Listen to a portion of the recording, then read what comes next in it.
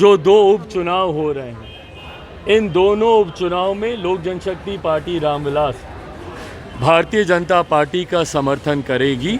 सबसे बड़ा अगर किसी का योगदान रहा है तो वो हमारे आज के मुख्यमंत्री नीतीश कुमार जी का ही रहा। नमस्कार, आप न्यूज़ 4 नेशन देख रहे हैं। मैं हूं आपके साथ वंदना।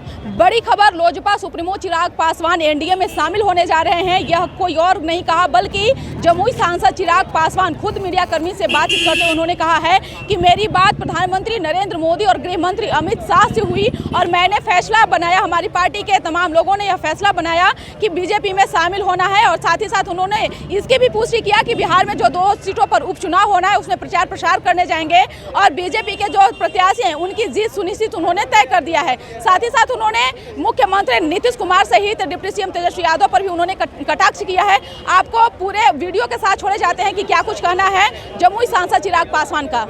और हर बिहारी की ये कामना रहती है कि मेरा प्रदेश एक विकसित राज्य बने, और यही कामना मेरी भी हमेशा रही है। मेरी लड़ाई हमेशा से अपने प्रदेश को एक विकसित राज्य बनाने की लड़ाई रही।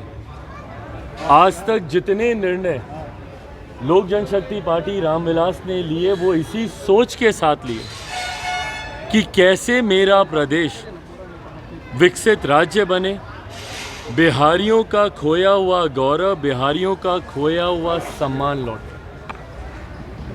जो प्रश्न आप लोगों ने पूछा उस प्रश्न के जवाब में भी मैं यही कहूँगा कि पार्टी ने, मेरे नेता ने, आदरणीय रामविलास पासवान जी ने जब जब जो निर्णय लिया वो हमेशा प्रदेश हित को मद्देनज़र रखते हुए लिया। इन 2 उपचुनाव का आप लोगों ने जिक्र किया कि इन 2 उपचुनाव में लोक जनशक्ति पार्टी रामविलास की क्या भूमिका रहेगी।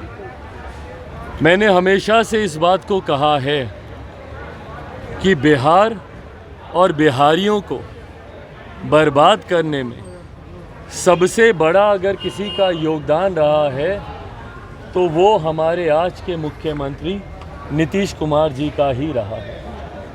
मैंने हमेशा से उनकी नीतियों का विरोध किया है क्योंकि मैं नहीं मानता कि उनके पास कोई ऐसी नीति है जो मेरे प्रदेश को एक विकसित राज्य बनाए। मुख्यमंत्री जी के 7 निश्चय में बिहार के विकास से जुड़ा हुआ कोई विषय नहीं है। नली गली को अगर विकास माना जाए तो मैं नहीं मानता।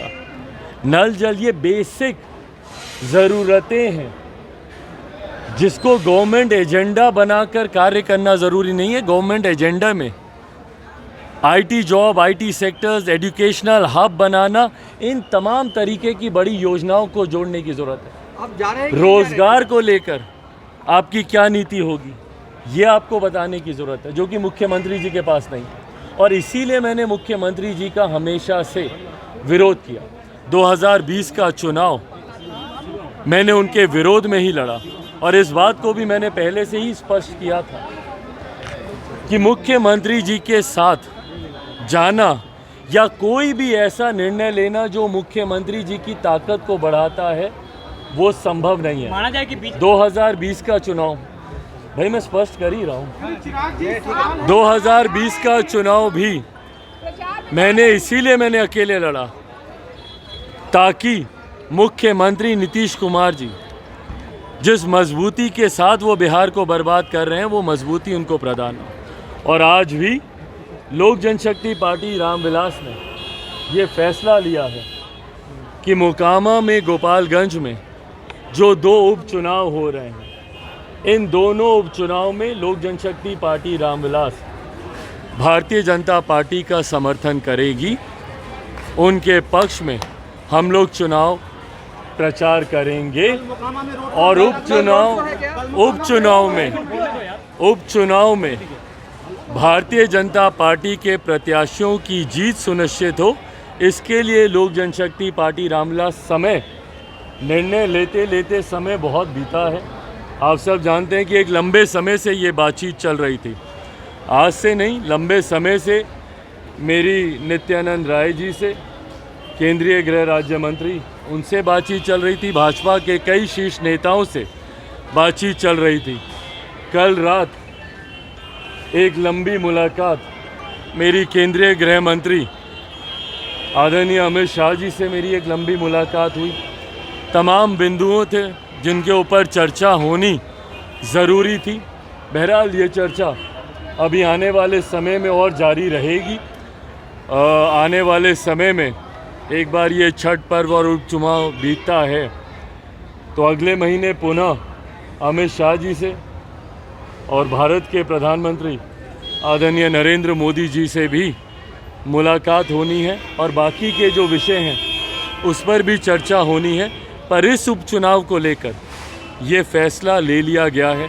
पार्टी के तमाम वरिष्ठ नेताओं के साथ बैठकर भी इस पर चर्चा हुई है। मैं ज़रूर मानता हूं कि समय कम है प्रचार में।